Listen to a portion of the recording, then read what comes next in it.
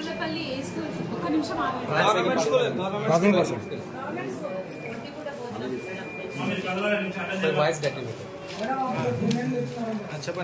Rekulapalli government school నుంచి 13 members children వచ్చారు.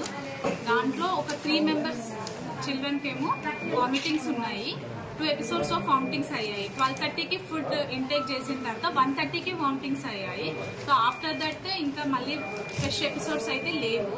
ఇంకా మిగతా చిల్డ్రన్ లో కొంతమందిలో స్టమక్ పెయిన్ అండ్ కొంతమందిలో హెడేక్ కంప్లైంట్ చేస్తున్నారు. ఇప్పుడు యాజ్ ఆఫ్ నో అయితే ORS ఇచ్చి కొంచెం ప్రోబయోటిక్స్ ఇచ్చి స్టెబిలైజ్ చేసాము. ఓరల్ గానే ఇచ్చాము, అన్ని ఓరల్ గానే ట్రై చేస్తున్నాము. ఇంకా ఫ్రెష్ కంప్లైంట్స్ అయితే మళ్ళీ ఒక 2 అవర్స్ నుంచి అయితే ఏమీ లేవు. సో సిమ్టమ్స్ అసిమ్టమాటిక్ ఉన్నారు కాబట్టి ఇంటికి వెళ్ళమని చెప్తున్నాం. ఇఫ్ ఫర్దర్గా ఎనీ సిమ్టమ్స్ డెవలప్ అయితే కనుక తీసుకొని రమ్మని చెప్పాము. అది ఫుడ్ పాయిజన్ అయినా అయి ఉండొచ్చు, లేకుంటే వాటర్ కంటామినేషన్ అయినా అయి ఉండొచ్చు due to improper hygiene techniques.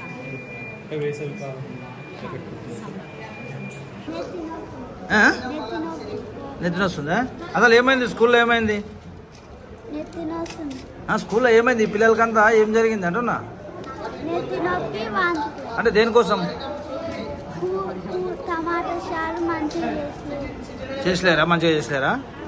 అది టమాటా సార్ బాగాలేకుండా? ఎంతమందికి అయింది ఇట్లా పిల్లలు మీకు అందరికి? నలుగురికి ఏమైంది? వామిటింగ్స్ అయినా?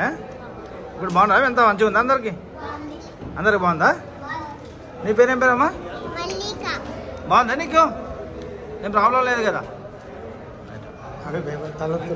రేకులపల్లి పాఠశాలలో మధ్యాహ్న భోజనం తర్వాత 2 పిల్లలకు వామిటింగ్స్ అయినాయని చెప్పి, 2 పిల్లలకు హెడేక్స్ అయిందంటే హెడ్ మాస్టర్ గారు ఇమీడియట్గా ఎందుకైనా మంచిదని చెప్పి గవర్నమెంట్ హాస్పిటల్కి రావడం జరిగింది.